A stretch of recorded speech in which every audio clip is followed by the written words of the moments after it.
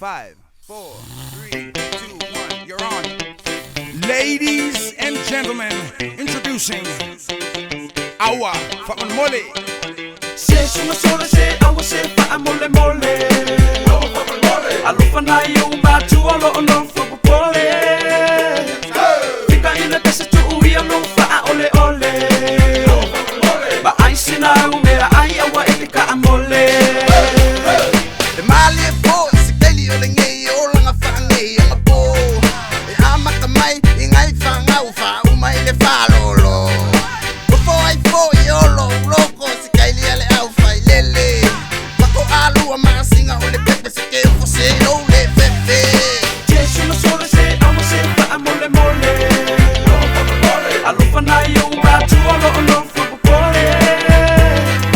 Fika ina tesa tu uia no Faamole ole. Ba ai sina umera ai awa elika amole. The koi Mali boy, si Kelly kama ale over papa la lapa. Kuku ifo boy, si Kelly akenge waliu ile au vampire. Yo boy ile au makukuang ale sui sui kai ko lua.